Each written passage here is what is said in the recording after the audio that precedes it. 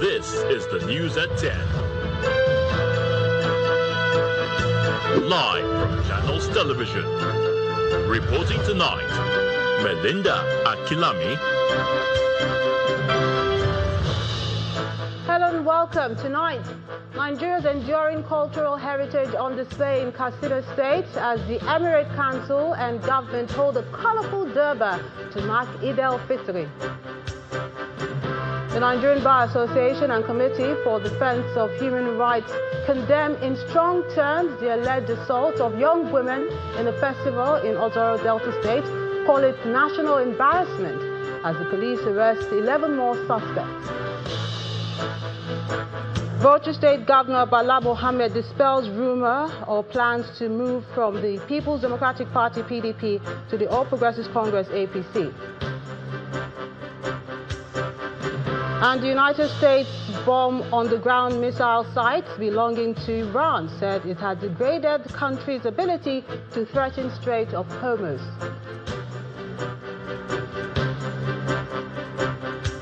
On sports news tonight, world number 2 Yannick Sinner makes the transition from India Wells to the Miami Open looks easy with emphatic win on the Florida courts.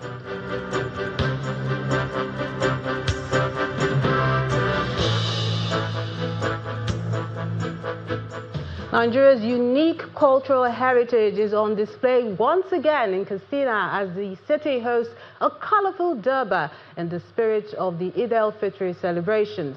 Indigenous tourists, including foreign diplomats from 25 countries, came to witness the historic occasion at the Old State Government House.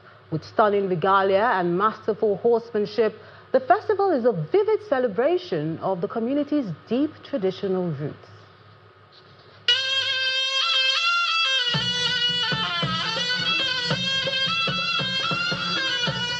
Katsina's vibrant Durbar festival kicks off in style at the old Government House ground in Katsina.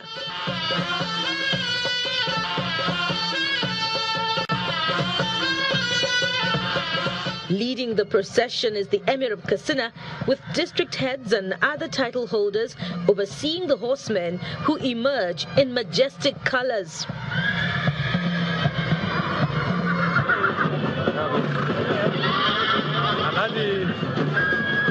The Sarkin Hawan Katsina district head of Ankara is now approaching.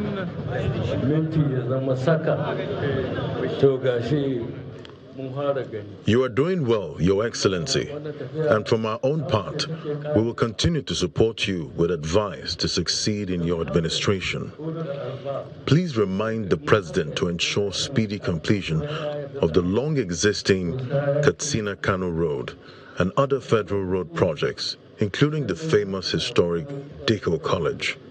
Religious leaders must always learn to tell the truth to people. People must be in their senses. This short-time life should stop deceiving you people. We must always be humble and patient with the situation we find ourselves in. People should intensify their daily prayers for peace and stability for Katsina State and Nigeria at large.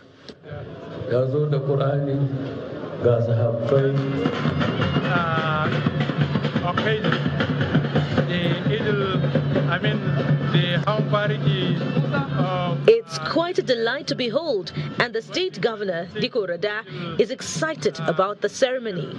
As we mark this occasion, I stand before you with humility and gratitude to Almighty Allah, because every achievement we celebrate today has been made possible first by the mercy of Allah, and then by the prayers, patience, sacrifice, steadfast support of our people. Because despite the burdens of the times, the people of Katsina State has remained resilient, dignified, and hopeful. My dear brothers and sisters, Your Royal Highness, the holy month of Ramadan has once again taught us that endurance brings reward, sacrifice purifies the soul, and discipline strengthens our character. In this sacred occasion of Eid al-Fitr, I call on all our people to preserve the values that Ramadan has defined in us: compassion for one another, restraint in times of anger, generosity towards the less privileged, respect for authority, and unwavering consciousness of Allah in all that we do. Over the past period, our administration has remained guided by the simple but solemn commitment to protect the people, to restore the confidence in public institutions, to invest in human dignity, and to lay a firm foundation for a long-lasting development. We have approached this duty not as custodians of power, but as servants to the people. In the area of security, we have continued to pursue both kinetic and non-kinetic strategies because we understand that challenges of insecurity cannot be solved by force alone. Security is not only about weapons and deployment of weapons. It is also about trust, intelligence, community ownership, and moral authority. Which we are celebrating This event has attracted a star-studded crowd, including Nigerian dignitaries and foreign envoys from 25 countries. Justice Adamawa is the son of... A true display of the culture of the people, and undoubtedly, this is a positive reflection of Katsina State and the country to the rest of the world.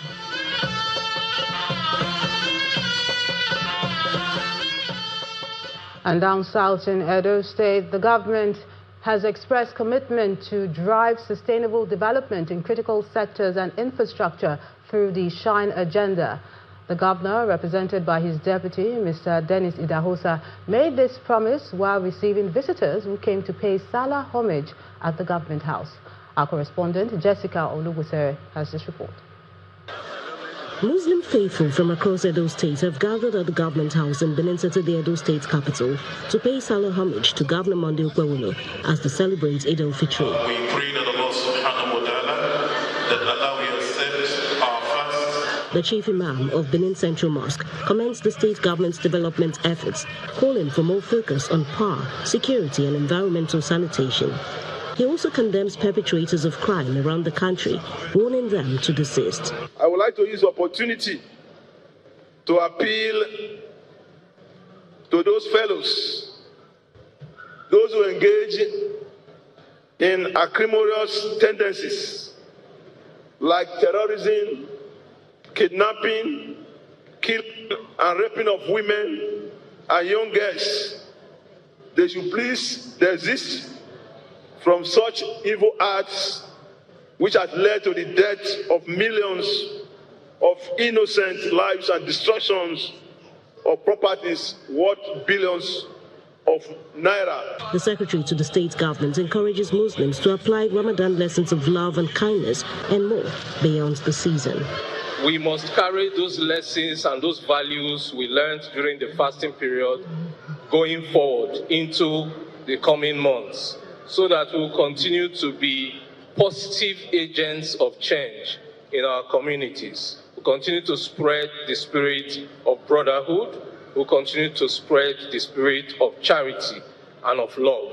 Representing Governor Monday Ukwewolo, Deputy Governor Dennis Idahosa assures the Muslim community of government's commitment to development through the Shine Agenda, calling for unity and support in fighting insecurity. The administration of distinguished Senator Monday Ukwewolo, the Executive Governor, remains steadfast on its commitment to ensuring the safety of all residents. Through our Shine Agenda, the government is dedicated to driving sustainable development, particularly in critical sector and infrastructure. The gathering also highlighted the peaceful coexistence among adherents of different religions in Edo State, vital to the state's development.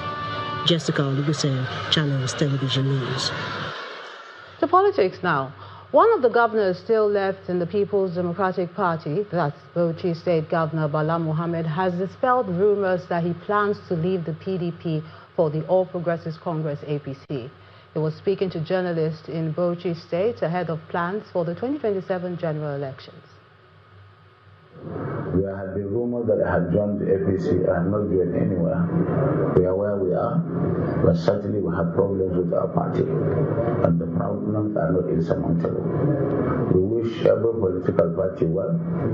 Politics is dynamic, we can be anywhere, but certainly we will not be stupid. We must be very strategic. Of course, in terms of governance, I call on the civil servants and other government officials to please manage resources wisely. Our agenda or policy is using small resources to do much. We have seen the infrastructure delivery and service delivery in education and health. We want to continue. We are still going on for projects and programs. And of course, the labor must have integrity. That is, we must pay salaries as and when due. And I made a promise that, inshallah, before I exit power or office, we will pay gratuities and pension that we inherited. And while Governor Bala Mohammed has reaffirmed his allegiance to the PDP, members of the party under the leadership of the Abdul Mohammed Rahman Caretaker Committee are inaugurating the party's national convention committees ahead of the planned elective convention on March 29th and 30th. The committees are expected to ensure that the convention is executed smoothly and a substantive leadership elected to lead the party's affairs into the 2027 general election and beyond. According to the Caretaker Committee, the party is organizing the planned convention on the strength of the latest judgment of the appeal court, which invalidated the Turaki-led National Convention in Ibadan, Oyo State last year. The PDP has been in a serious leadership crisis, a development that many governors and other political office holders elected on the party's platform have often cited for their defection.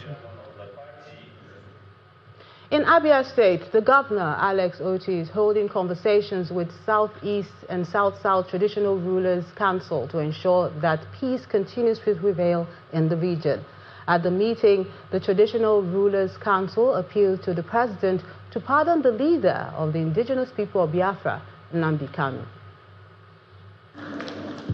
It's a meeting considered to be a family one between Governor Alex Oti and traditional rulers in the Southeast and South-South, holding at the Jack Secretariat, Nogurube layout in Umuahia. Led by the chairman of the Abia State Council of Traditional Rulers, His Royal Majesty Linus Mba, the members appealed to President Bola Tinubu to pardon the leader of the indigenous people of Biafra, Mr. Nnamdi Kanu.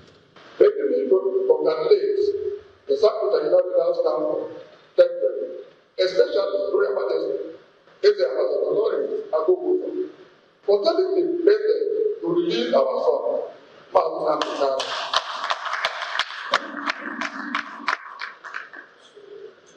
May we also renew our call to Mr. President, Senator Bola Ahmed Tinubu, to release Nnamdi Kanu. We know that the president has the power to grant him pardon. Please, let the president do it for us.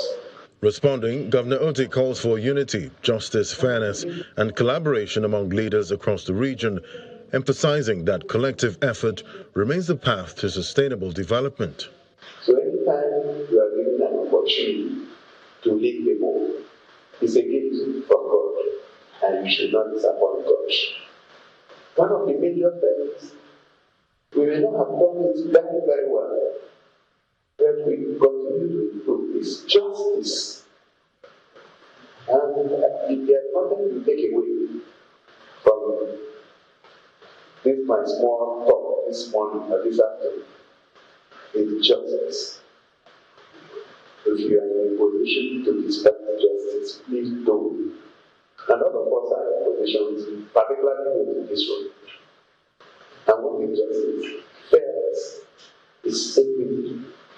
It is righteousness. So if you are trying to settle a case and take a position, justice has been sacrificed. This meeting of traditional rulers, holding at a time when Muslims are celebrating the Eid al-Fitr and Christians observing Lent, gives opportunity for the monarchs to reflect on the message of peace, love and oneness which is symbolized in the two religions, Christianity and Islam. In part two, after the break, gas explosion injures several residents in Calabar, Cross River State. Governor Basio too pledges to support victims. That's in a moment. Join us again.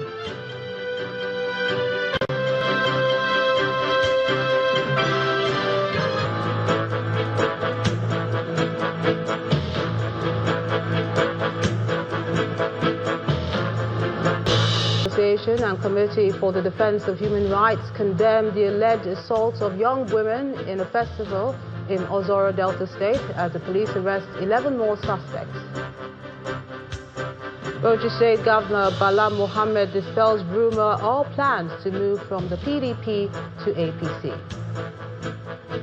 And United States bomb underground missile sites belonging to Iran, says it has degraded country's ability to threaten Strait of Hormuz.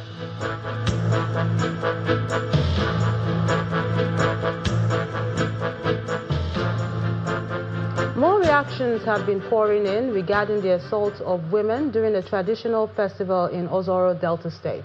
In separate statements, the Nigerian Bar Association, NBA, and Committee for the Defense of Human Rights, CDHR, condemned the act, calling it a national embarrassment. In a strongly worded statement, the NBA said, "The incident reflects a breakdown of law, dignity, and societal values that cannot be justified under the guise of culture." While the CDHR says, "No cultural, traditional, or social justification can excuse acts of sexual violence." Also emphasized that such crimes violate both Nigerian law and global human rights standards. Meanwhile, the Delta State Commissioner of Police, Aino Adeshola, said 11 more suspects have been arrested, and the matter has now been handed over to the State Criminal Investigation Department.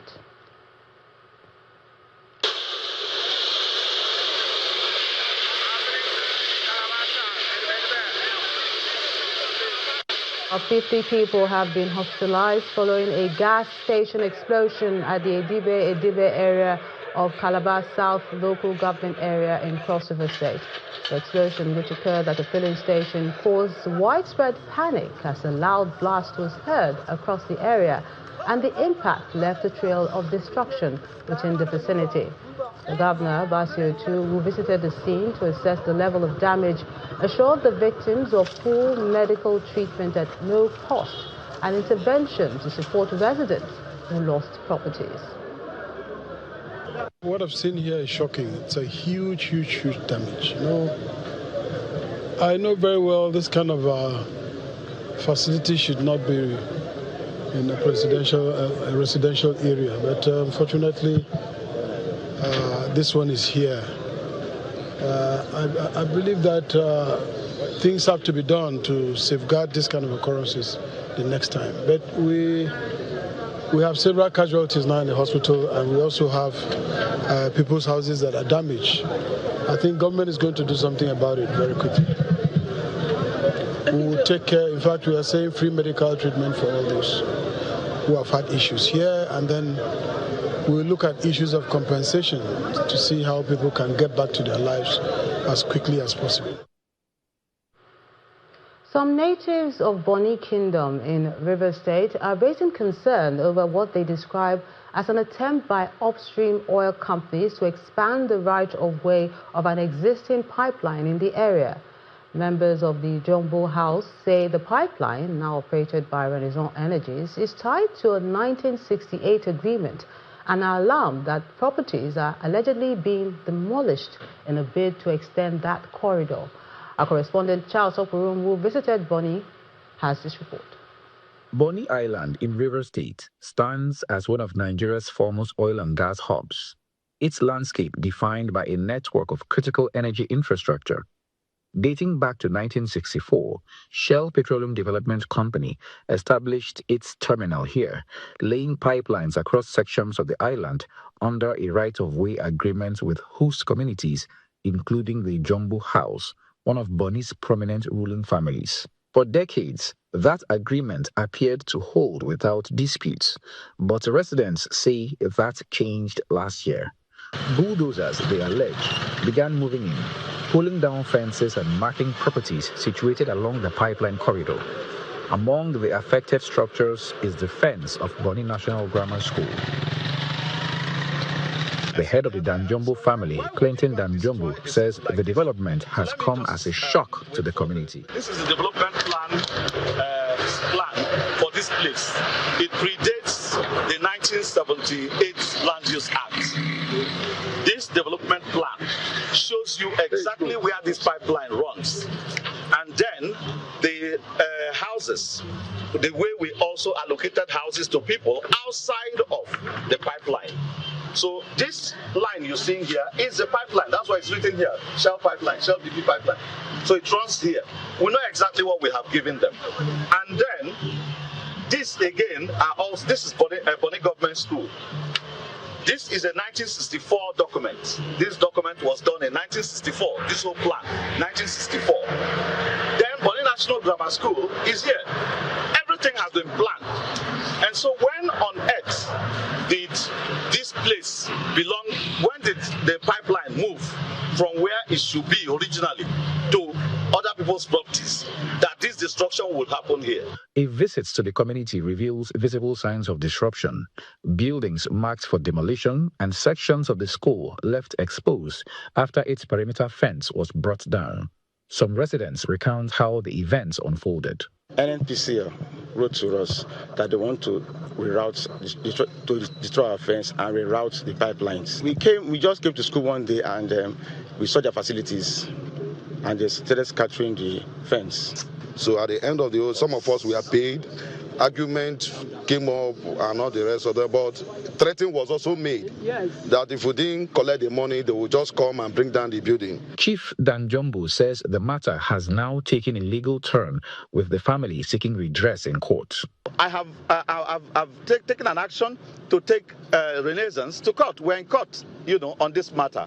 And I've already applied to join the matter because the tenants themselves, who were allocated this land, took the companies that they identified as the owners of this and the perpetrators, their agents, to court. So I have applied as the landlord to join the matter. When contacted, a spokesman for Renaissance Energies denied any involvement in the demolitions. Interestingly, some community members also point fingers at the Nigerian National Petroleum Company Exploration and Production Limited, NEPL, as possibly responsible. Efforts to get a response from NEPL have so far been unsuccessful. For now, uncertainty hangs over the community, but one thing appears clear. The people of Bonny are determined to resist what they describe as any unilateral expansion of the pipeline right-of-way. Observers say dialogue and due process will be key to resolving the dispute and preventing further tension. Charles Oporum, Channels Television News. Troops of the Army and Air Force were treated to a special luncheon to mark the Eid al-Fitr celebration. They were encouraged not to relent in the effort to eliminate all threats to national security. While troops of the Air Force under Operation Fasanyama were at the forward operating base in Katsina State, the Army were hosted at the headquarters of Operation Enduring Peace in Jos, the Plateau State capital. Troops of the Nigerian Army under Operation Enduring Peace are feasting as part of the Eid al-Fitr celebration. The feast is part of efforts to commend the troops for their successes in the fight against insecurity. However, they are challenged to do more. This complete convergence of secret observances has therefore not merely been a coincidence of calendars, but also a profound expression of our collective strength. It has demonstrated that unity does not require uniformity and that diversity of faith, when grounded in mutual respect, strengthens rather than divides us. The operational environment within the Joint Operations Area remains dynamic and continues to demand vigilance, courage, and professionalism from all ranks.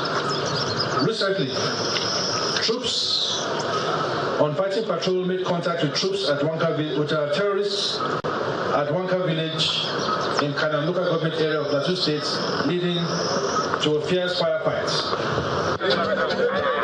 A similar feast is holding for troops of the air component of Operation Fasanyama.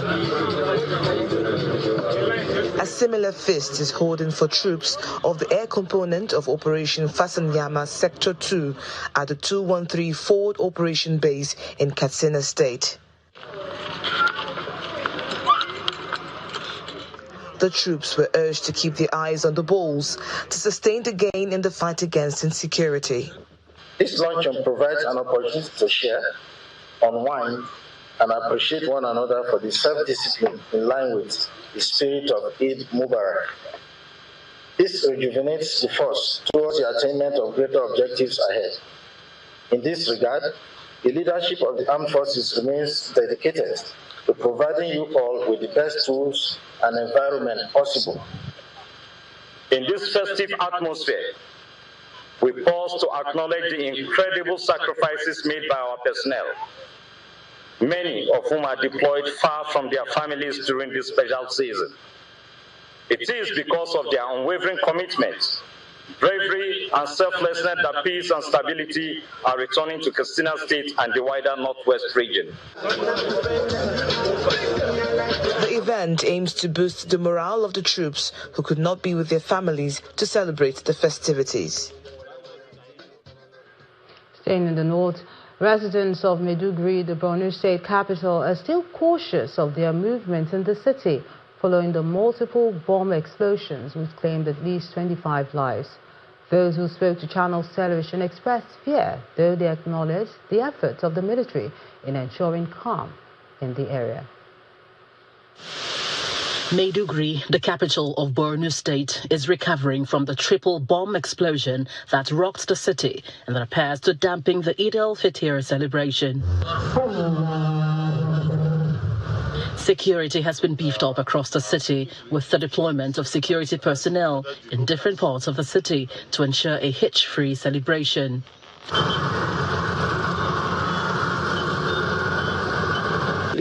Within this period of time, if they experience any incident or any suspicious object that is being sighted, we encourage them to please report to the police or call us on our emergency contacts, to be mindful of their surrounding, and parents also to be mindful of their children, not to allow them to be walking or lingering around the streets. However, residents of the city are still cautious in their celebration.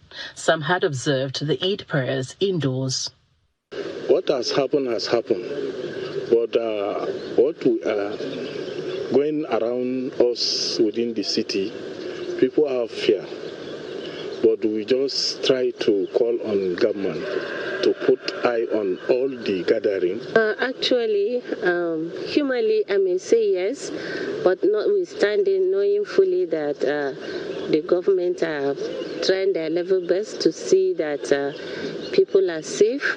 The Sallah celebration will still go on. One thing is sure that one has to be cautious. In our culture, especially in its women's and children's used to go to the Eid. So what happened recently, 3 days ago, this make people are very shocked. That's why they are deciding that most of them, they will pray at home. Recreational centers and the regular Durbar celebrations are absent during celebrations such as Sallah. Some residents applaud the security measures and want more to be done. For this, what has happened now, I think the people are ready for any challenges, but we are still praying for God to avoid such kind of things in future. The government to put more effort and see things happen well. Let them support the security, the youth vanguard, and the community. The message I have for the governor is for him to take the security. He has been trying. I must give him kudos. He has been trying. But more needs to be done, especially suspected people who are entering the town. There must be a kind of a thorough search to prevent a resurgence of the attacks. Nevertheless, residents are hoping that peace is sustained to ensure the economic prosperity of the city. Still ahead on the news at 10, Dangote Petroleum Refinery announces fresh increase in the pump price of petrol, citing escalation of conflict in the Middle East. That's in a moment. Join us again. Welcome back. In a renewed effort to promote economic resilience among low-income households, the Adamawa State government is collaborating with the International Center for Energy and Development in training women and youths for the mass production and marketing of biomass cooking stove in Yola, the state capital. The program, which has culminated in the graduation of over 100 trainees in the initial phase, also featured awareness sessions in marketplaces. Statistics from the Adamawa State government shows that over 70% of households in the state use firewood or charcoal for cooking, which has negative effects on the environment and their health.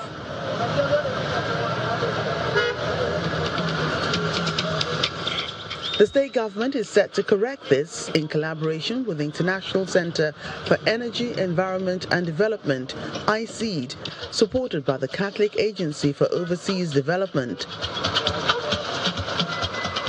Use the handle to roll it until it will become very, very sharp and clear.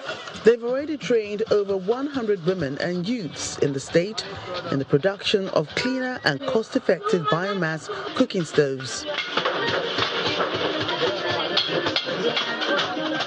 This sensitization exercise in North and Yola South local government markets is to draw the attention of members of the public to the advantages of using the biomass clay stove. This one is very efficient, very, very efficient. It consumes less firewood, and also it doesn't have smoke. So there is this health benefits that they will not be inhaling smoke. So it has this health benefits like if you are using 3 stone, there is a lot of smoke, so it can lead to the lungs disease, heart, and the rest. So, but this one, there is no smoke, and also it's just few firewood. Honestly, I'm so happy to find this kind of product in the market. I'm impressed with the benefits, especially how to use the clay stove. As they placed the cooking pot on the fire, I realized that the back of the pot did not turn black, unlike the ones we use at home. The pot killer is smoke for cooking fires. The seriousness of this conversation draws the attention of environmental experts from the public and private sectors and development partners looking for ways to strengthen the practice of clean cooking. So in 2023, the state government, when they saw the dangers of tree felling for firewood, they banned the unregulated felling of trees in the states.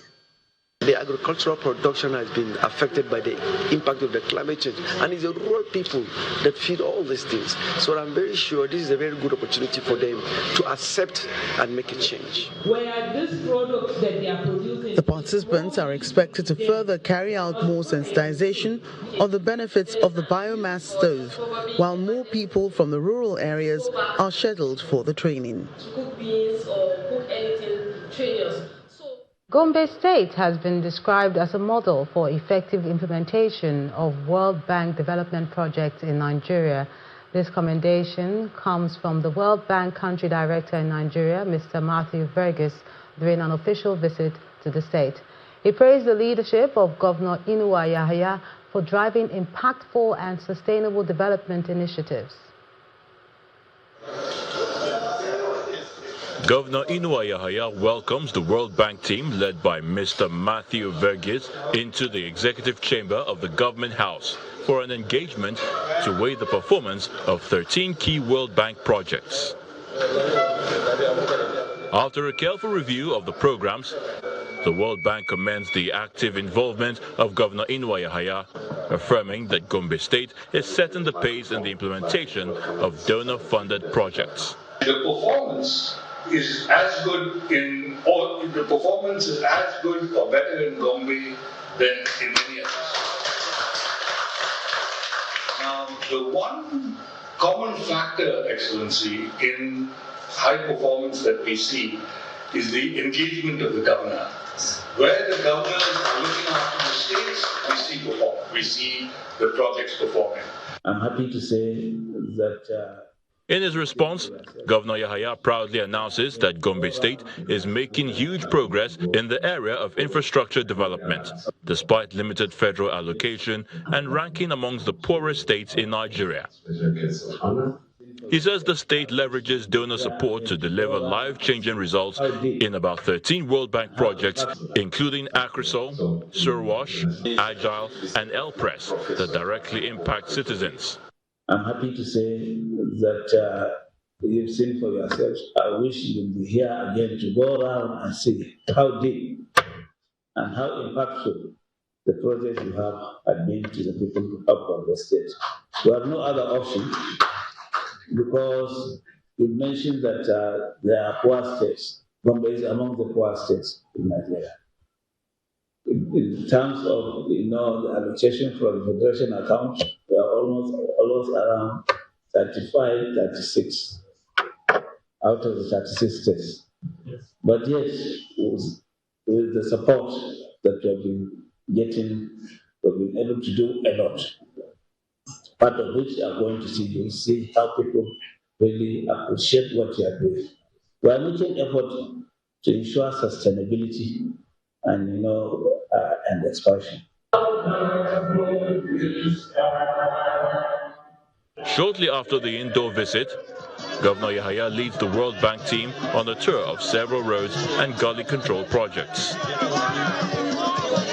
The Gombe State Acrisol Project Coordinator, Dr. Sani Jauro, explains how the project is not just saving households from getting washed off by floods, but also empowering livelihoods. Besides the stabilization of the stretch of the 21-kilometer gully, we have, as part of the larger catchment management plan, and to support the living condition of the people on the catchment, establish at the upstream of the gully there what we call a waste well facility to support circular economy. Yes, and down again here, we have done what we call rainwater harvesting. About 1,000 households have benefited from this support, and we have also distributed a community revolving fund to beneficiaries that we have identified as the people that were ravaged by the perennial flood disaster on this particular catchment. We have a token to present to you as a sign of appreciation. At the end of the engagement, the World Bank expresses confidence in Gombe State's demonstration of strong leadership and accountability, which can drive development outcomes for over 4 million residents of the state. We have 10 medical facilities. In an effort to digitize its registration and provide efficient services to its enrollees, the Yobe State Contributory Healthcare Management Agency has commissioned a new Information and Technology Center in Damaturu, the state capital. The Commissioner for Health, Dr. Mohammed Lawan Ghana, who represented the governor at the ceremony, said the use of manual operation has caused a lot of setbacks for the agency. This is the newly completed Information and Communication Technology Complex of the Yobe State Contributory Healthcare Management Agency, which also houses the Department of Quality Assurance.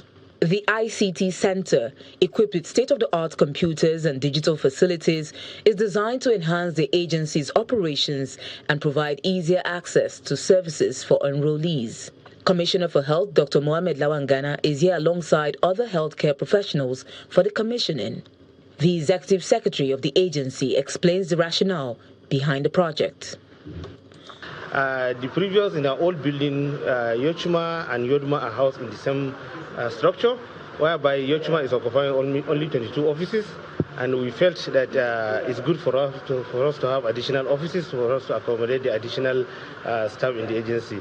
So His Excellency, the Executive Governor of Yobe, Bonny, graciously approved the purchase of the land, the construction of this edifice, and the furnishing of this very important building in the. You can see it is named ICT Center, it's ICT complex.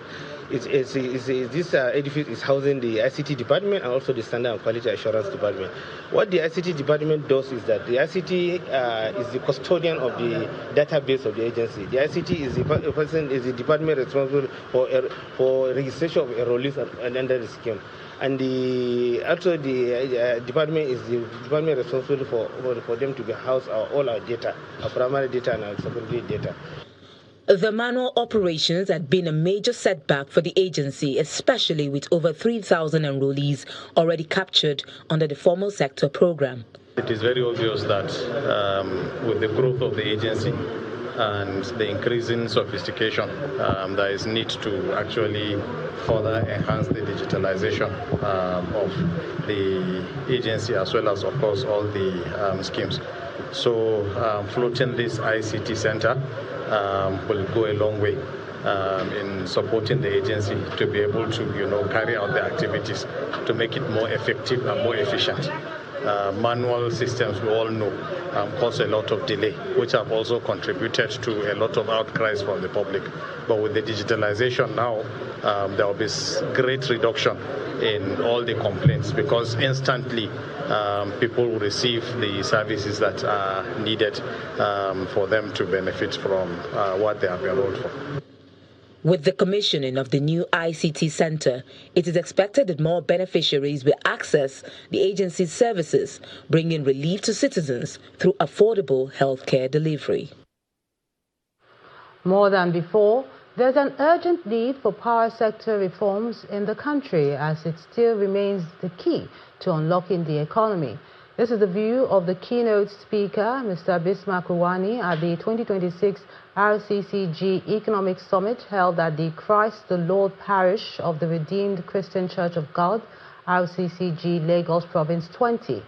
Other panelists also shared practical solutions on how Nigeria can better position to take advantage of the shifting economy. It's not the usual Christian forum. This is a conference on how to resolve the mounting economic challenges facing the country. With a theme positioned for advantage in a shifting economy, the host pastor says this 2026 RCCG Economic Summit is designed to equip Nigerians with the right knowledge to navigate the challenging terrain and to stimulate economic growth. It's our own little way of impacting our community and stimulating economic growth in our quest to eradicate poverty and building a just and egalitarian society where everyone, young and old, male and female, regardless of social or religious status, can enjoy the quality of life. This, I must say, becomes necessary because the government alone cannot solve the problems affecting our contemporary society.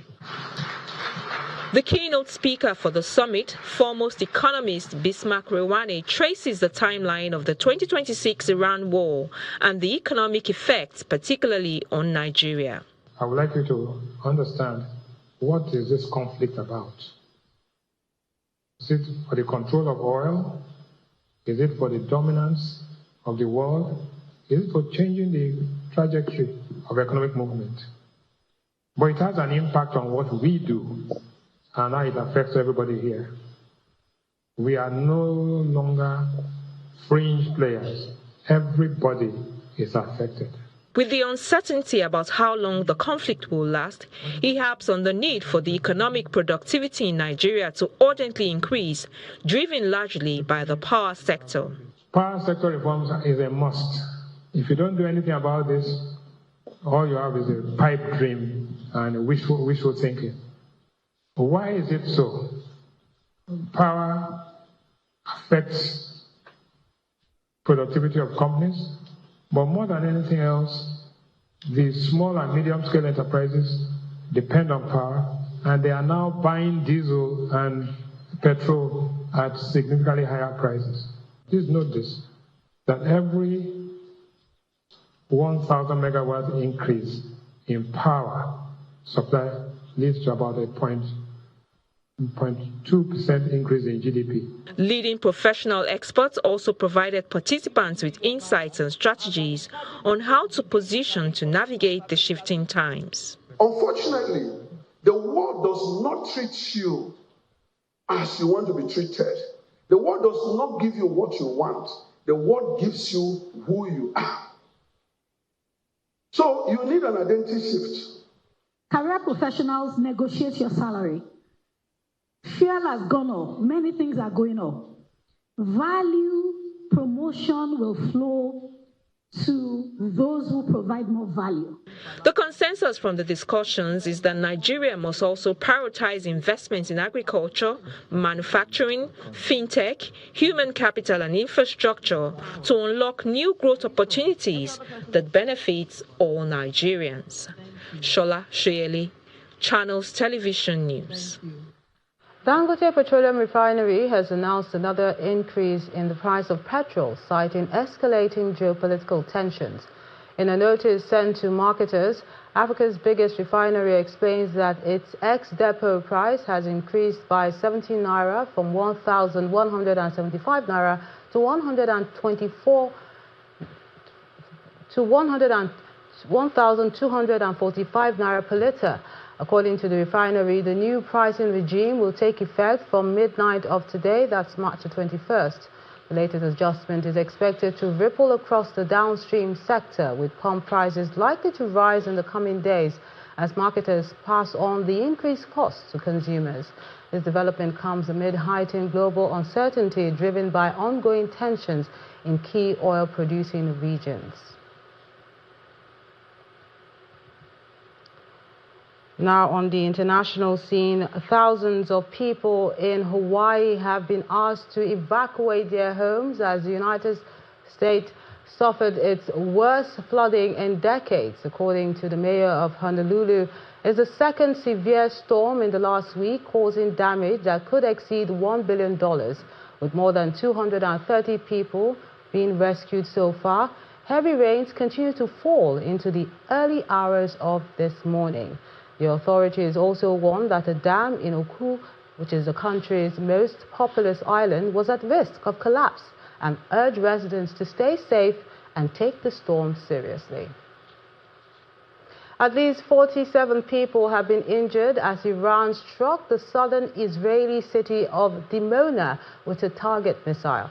It appears it must have hit a nuclear facility about 13 kilometers away. Reports say this follows an earlier strike by the United States and Israel on Iran's Natanz nuclear facility, but the country's atomic energy body says there was no danger to the surrounding areas. The United States Central Command insists Iran's ability to threaten ships in the Strait of Hormuz has been degraded after the bombing of an underground military facility this week. But Iranian forces have repeatedly targeted the Gulf throughout this conflict, prompting G7 foreign ministers to release a statement today calling for an immediate end to strikes.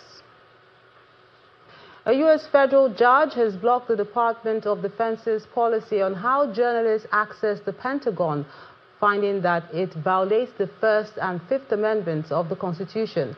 District Judge Paul Friedman ruled in favor of the New York Times, which had sued the department after it enacted strict controls limiting information journalists can gather and publish from the Pentagon. Many media outlets like CBS News, ABC News, NBC News, CNN, Fox News, and even the BBC chose not to sign the policy and had their access revoked. The ruling halts parts of the policy but kept some restrictions in place. The Pentagon said it disagrees with the ruling and would pursue an appeal. And time to find out what's happening in the world of sports. Chris Lems has details.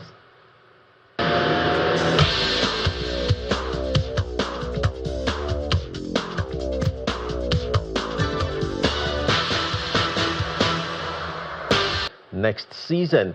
And Danny Welbeck scored twice as Brighton defeated Liverpool 2-1 to deal a major blow to the Reds' push for a Champions League spot next season.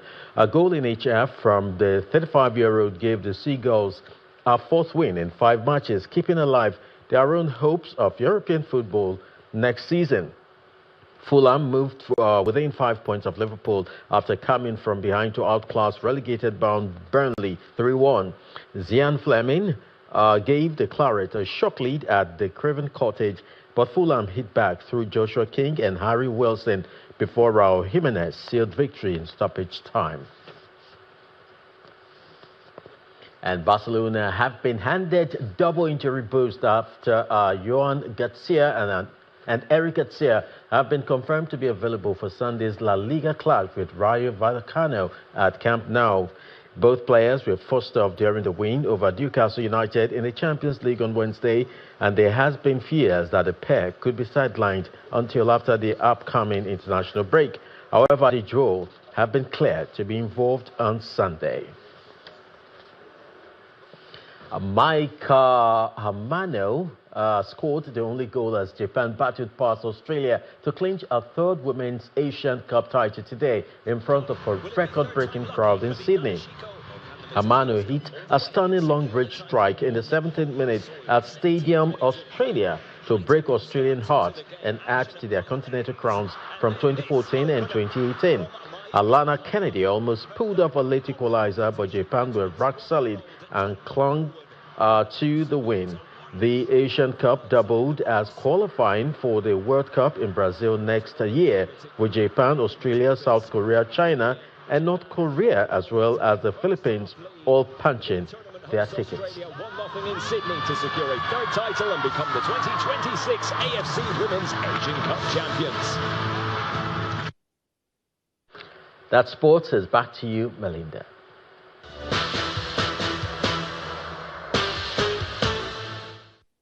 Many thanks, Chris. And the main news again.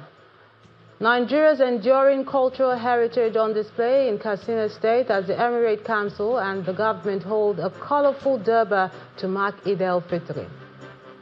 The Nigerian Bar Association and the Committee for the Defense of Human Rights condemn in strong terms the alleged assaults of young women in a local festival in Ozoro Delta State. The group calls it a national embarrassment as police arrested 11 more suspects. Bauchi State Governor Bala Mohammed has dispelled rumors regarding plans to move from the PDP to the APC. That's the news at 10 tonight. I'm Melinda Akinlami on behalf of the team. Good night.